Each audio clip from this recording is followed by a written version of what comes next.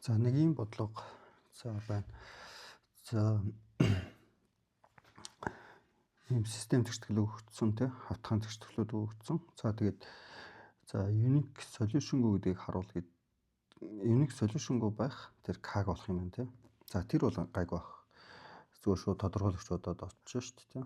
Тодорхойлогч нь unique solution гэхээр тодорхойлогч нь яг үгээр тэгтээ тэнцүү байна гэсэн үг тий. Тэгээд каг болчихно. Тэгтээ тэнцүү байх каг болоод за энэ дээр бол энэ тэгтээ тэнцүү байна гэж тодорхойлогч бодож байна.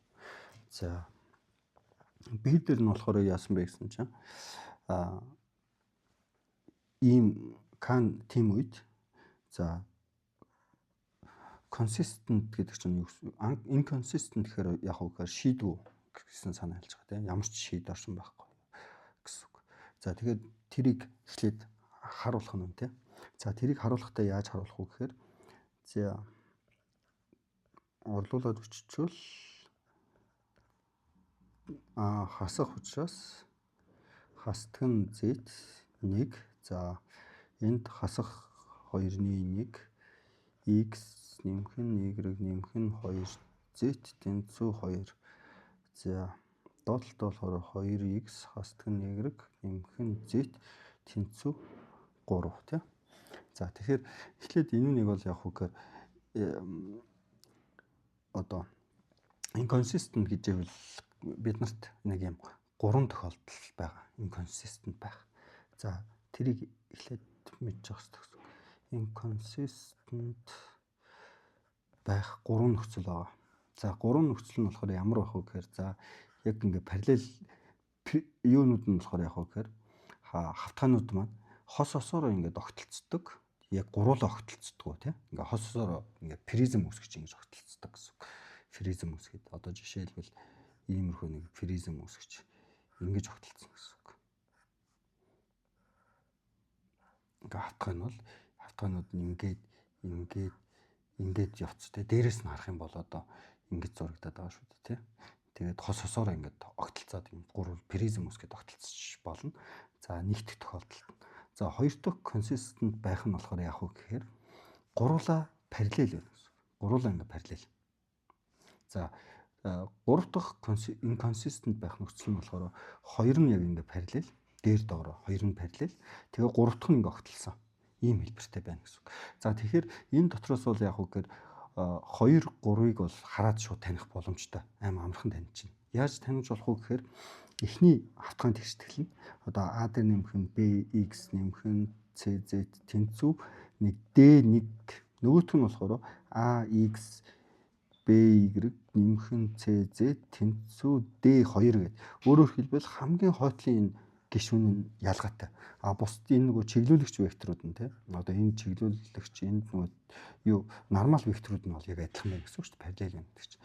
За тэгээд нормал вектор нь адилхан. Харин арын тоонууд нь өөр байх юм бол энэ хоёр хоёулаа параллел гэсэн үг. Тэгээд 3 дахь шулуун бол нөгөө нормал вектор нь шал өөр вектор гэсэн үг шүү дээ. AB биш тийм. Одоо жишээлбэл одоо яа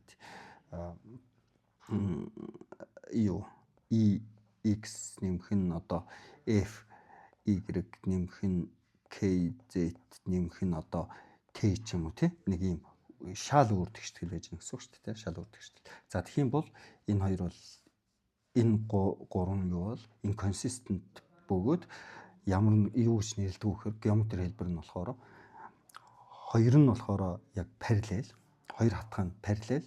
Тэгээ гурав дахь нь болохоор одоо параллел биш гэдээ одоо тайлбарлчихна гэсэн. Параллел биш гэдээ тайлбарлчихна гэсэн. За гурав дахь хэлбэр бол ингэ болчих. Хоёр дахь хэлбэр бол бас адилхан юутайгаа яг адилхан байна шүү дээ. Энэ яг уу гэхээр AB нэмэх нь юу гээд чиглүүлэгч нь ерөөсөө AB юу нөгөө юу нормал векторууд нь ерөөсөө ABC гэсэн яг ижлэхэн. За тэгтээ бас заавал ABC байх ч албагүй. Зүгээр нөгөө юугаар нэг тогтмол тоогоор үржээ гараад ирсэн байж болно шүү дээ. Зүгээр өөр нэг тоонуудаар үржүүлсэн ч гэж. Одоо жишээлбэл X 2y нэмэх нь z байх юм. Z тэгээ 3 гэх юм бол нөгөөх нь 2x 4y нэмэх нь одоо яа дээ. 2z тэнгүүтээ эндээ 7 ч юм уу тий. За 2 хуваагаад үзэх юм бол энэ хоёр чи ялгаатай болчихж байгаа. Арын 2 нь. За нөгөөх нь болохоор яг ийм ч юм уу тий. Ерөнхийдөө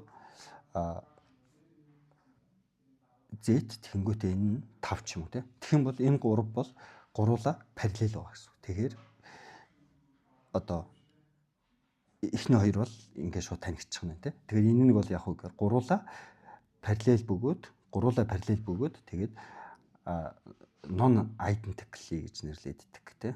За non identical буюу давхцаагүй гэсэн тэгээд шууд тайлбарлсан гэсэн. Гуруула параллел ба non identical гэж тайлбарлчих. За энд бол хоёр нь параллел ба non identical тэгээд гурав дахь нь одоо өөр план байгаа гэсэн үг тий. За тэгээд одоо эндээс харна гэсэн. Одоо тэгвэл энийг харъя. Доотлын 2 яг адилхан байна уу гэдгийг харъя л да. Тэгвэл энийг одоо бүгдийг ингээд юугаар үржүүлчих. За тэгэхээр эдгээр бол бүгд ерөөсөө яг үгээр тим хэлбэртэй бол биш байгаа. Тэгэхээр ерөнхийдөө бол ийм фризм хэлбэртэй байгаа гэсэн. Фризм хэлбэртэй. За тэгээд фризм хэлбэртэй гэдгийг нь бас харуулхадаа бол яг үгээр 2-2-оор нь аваад бодоод үзэхээр за одоо 2-2-оор нь аваад үзье. За энэ хоёрыг аваад хоорондоо шууд нэмчээ. Нэмчүүл юу болох вэ гэсэн чинь нэг юм нэмхэн z тэнцүү 3 гэсэн нэг юм тэгштгэл гарч ирнэ. Доотлын 2-ыг нь аваад нэмчээ. Доотлын 2-ыг нь аваад нэмчүүл юу болох вэ гэсэн чинь доотлын 2-ыг нь хооронд нэмчүүл эврүүд нь хураагдаад 3-ны ийм нэмхэн 3z тэнцүү 5 гээд хоёр өөр одоо ийм тэгштгэл гараад ирж байна те. Тэгэх юм бол одоо тэгээд дараа нь яа тий дээдлийн 2-ыг нь аваад хооронд нь ягаад үзэх юм бол дахиад нэг өөр тэгштгэл гараад ирнэ гэсэн. Тэгэхээр хос хосороо нэг энэ гурав тал юунууд нь тий энэ фризмийн хос хосоор огтлж байгаа энэ шулуунуудын тэгштэглүүд гараад ирнэ гэсэн. Тэгэхээр хос хосороо тэгэхээр фризм үсгэнэ гэсэн үг юм. За дараагийнх нь болохоор k тэнцүү 1 үед тий хасах 1 үед ямар байх юм. Тэгэхээр inconsistent гэсэн юм тий. Тэгвэл бас дахиад нөгөө юг нь харна гэсэн. За харъя k тэнцүү 1 үед. За энд бичиж. За тэгвэл эхний тэгштгэл бол яг уу гэхээр k тэнцүү хасах 1 гэлөө.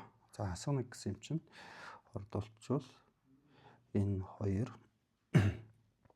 2z нэмхэн нь. За энд хасах x за хасах x нэмхэн y 2z за тэгээд энд болохоор за тэгвэл энэ хоёр хараа юу болчих вэ? Эндээс шууд бүгдийг хасах югаар үржүүлчихвэл ийм болоод ийм болчихно гэсэн үг тий. За тэгэх юм бол энэ хоёр бол яг үгээр хоорондоо параллел. Эхний хоёр хоорондоо параллел. Тэгээд identical тий non identical гэсэн үг тий. Эхний хоёр нь параллел non identical. Тэгэхээр чинь inconsistent гэдгийг нь харуулчих чинь гэсэн үг тий. За энэ хоёр бол параллел байна. Тэгэхээр 3 дахь шулуун ногтлохгүй л. Тэгэд шууд тайлбарлаад бичиж чинь гэсэн.